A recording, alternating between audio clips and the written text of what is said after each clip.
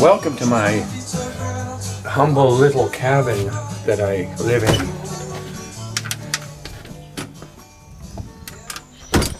You know, we got the kayak Delta ready to go. We got mountain bike, you know. Got to have a few things, you know. Got to have a bird feeder. You need a car. You need a feral cat rescue shelter in case, you know, that sort of thing.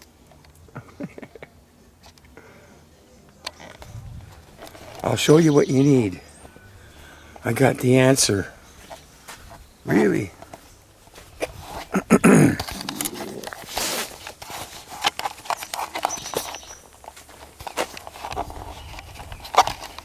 You need a compost pile.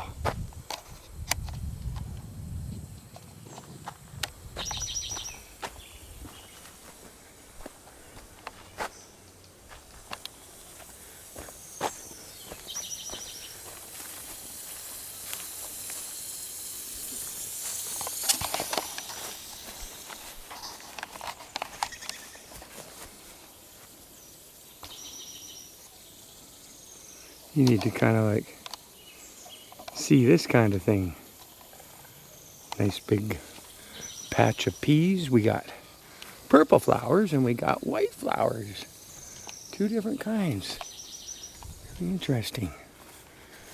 We got a grapevine that I'm finally, well, it's actually 3 vines in one, and I've trained it to grow upward kind of all together, and it's an experiment. And you know, you need your strawberries over there. We got some more peas here for the landlord. And there's an asparagus garden I'm helping out with, and growing beans and all sorts of wonderful things here. And by watering the wild mountain blackberries, we're getting results. Got a little bit of garlic. Of course, you know about that. Comfrey's coming up now, second time. We got our bees doing their thing. That's why we have the comfrey, because it keeps the bees happy. There's a wasp, but no, there's a bee. See, we got happy bees.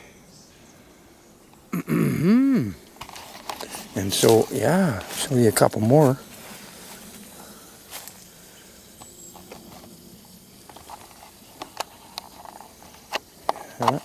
A couple of wasps in there.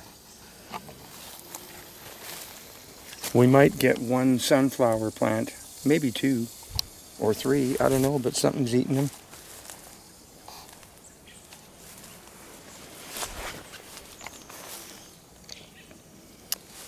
Oh yeah, we have some nice bumblebees here. We got wild bees in here, guys.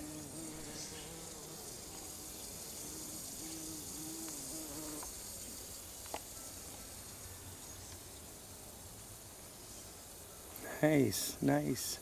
That's an old, that's what happens when the comfrey gets old. It just turns into these things. I wouldn't have known. The bee wants stuff off that too somehow. Pretty neat. You know, they're still in here. Now the new comfrey leaves are coming up. There's a little bit better look at our stuff in there. It's not a big deal. You know, we got some spinach doing pretty well. Some crocosmia is now coming up. It's flowering. This stuff is great for hummingbirds. They love it.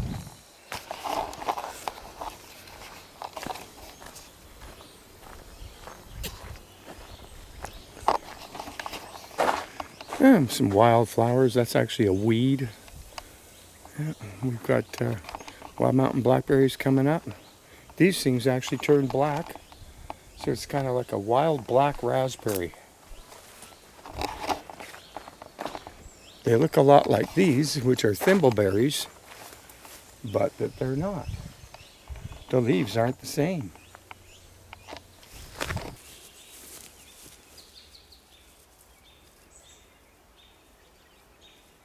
Yeah, my garlic is has just all come up with scapes, and I've gone and cut the scapes off.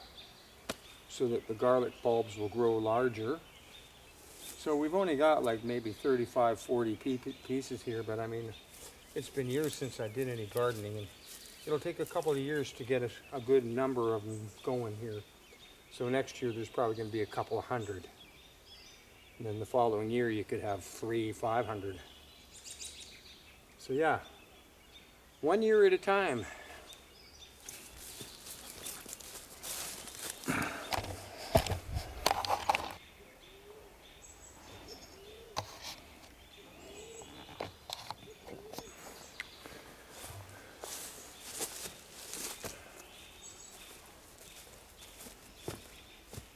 Oh yeah.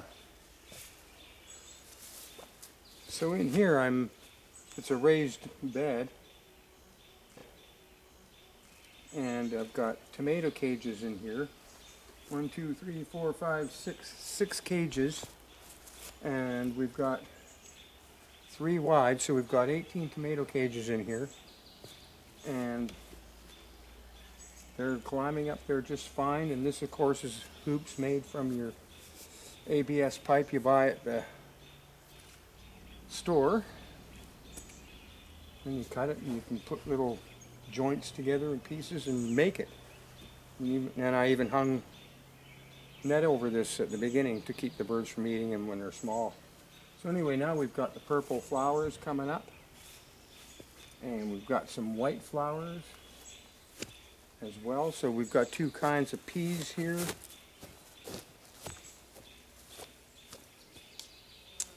Yeah, looking really nice. These are the kind you can eat too, the whole pod. Sugar pod.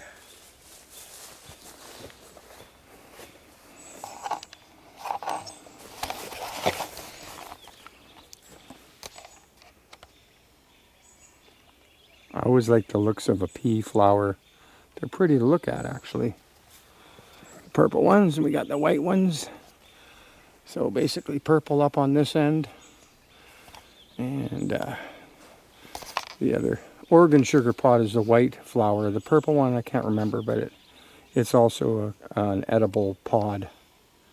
You can even eat these. This is all greens that you can eat.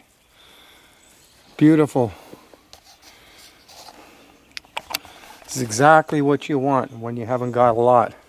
Peas and beans grow especially well compared to other plants because they're hardy, they adapt, and they provide nitrogen to the soil. So here again we go, you know, on this side, this is the setting sun side. We have a few more flowers, and that's because the sun sets on this side. And you get a little bit more growth on a bush when you're looking at the setting side of the sun. The setting sun side of it, right? So anyway, yeah, it's going to be nice to get into them peas. I love peas. And we got beans growing. Comfrey's already grown a full bush. Got so big a deer was using it to lie in.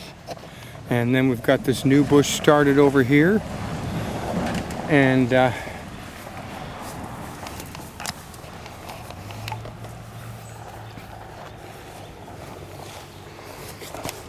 I've been picking all the ripe strawberries as they grow, because you have to keep picking them or else they all go rotten. And then your plant stops producing. Plus now I'm going to be pulling off all the runners soon and putting them in pots, getting them growing for next year. And here we have some more Oregon sugar pod peas and the other kind as well in there. And that's just a different garden of the peas right there. And here's our grapevine, which is beautiful.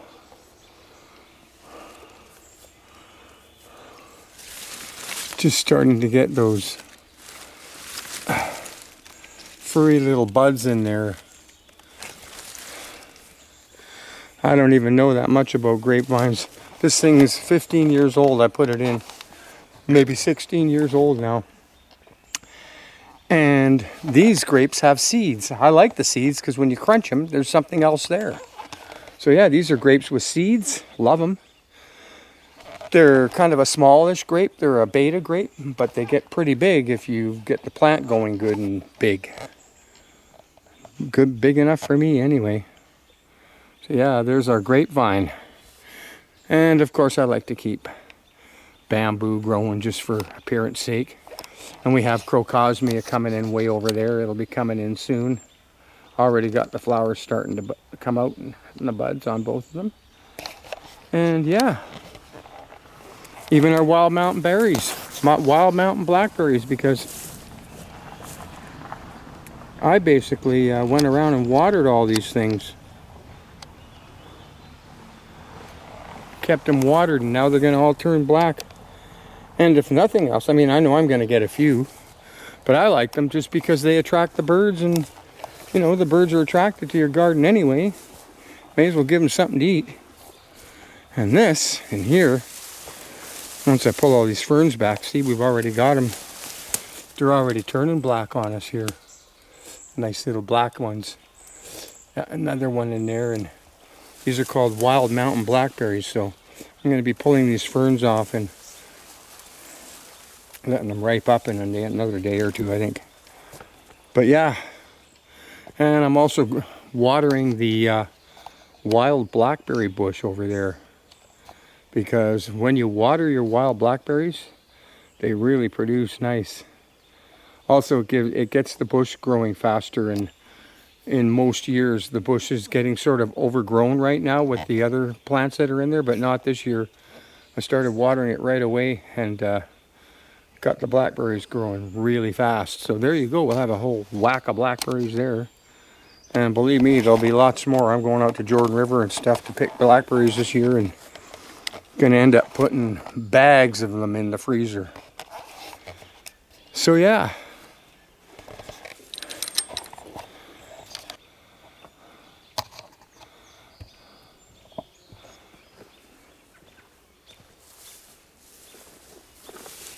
This thing here is a wild raspberry, and I don't know how it survived. It didn't come back for 10 years, but it used to be over there, and now it's here, and haven't seen it for 10 years, but here it is. And you get yellow ones, orange ones, red ones. As you can see, they're edible. So these are wild raspberries. Very interesting. They're close to a thimbleberry, but they're also like a raspberry berry. Yeah, pretty good.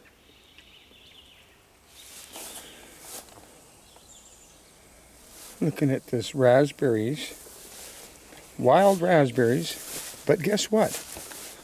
They turn almost black when they're really, really ripe. Like that. See that? Almost black. That one's getting pretty dark there too, but yeah, you see, I saw them in varying colors like yellow and stuff the first time I saw it. But here's one. Like, it's black.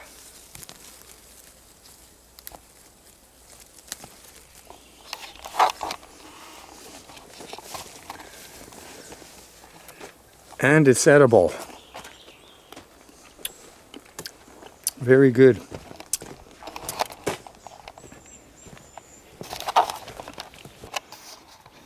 I'll just show you what they look like up close.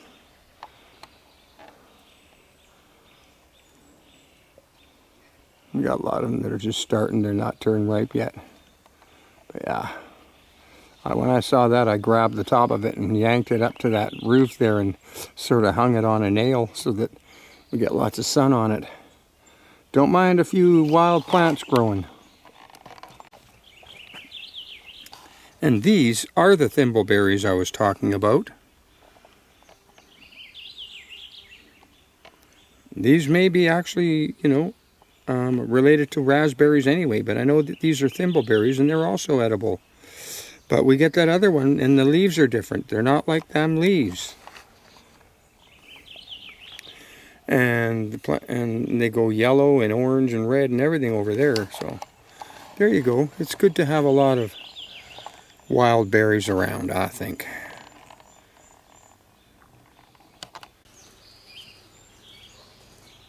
And our bird feeder is doing fine.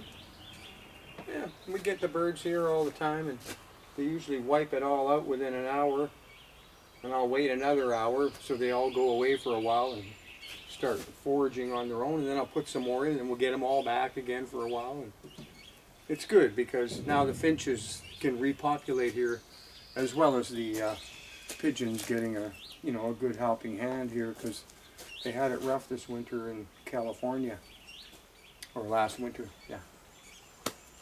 So yeah, holding out fine. I'd recommend this to anyone. Works great.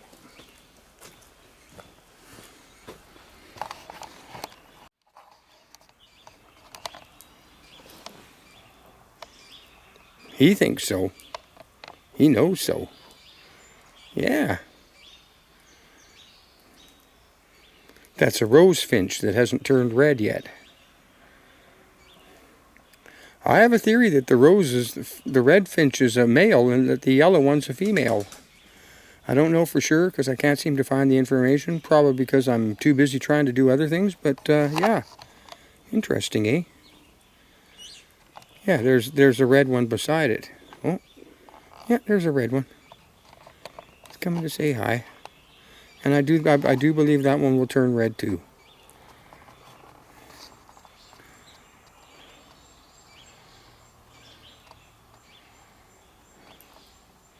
However, I'm still not sure. I've been watching them for years. And one year I thought these ones here would be the female of the red one. And that the yellow ones, you get a greener kind of one, but that's usually when they're younger. They'll turn from brown to light green, and then you see all these bright yellow ones. So I don't know what's going on, but yeah, right on.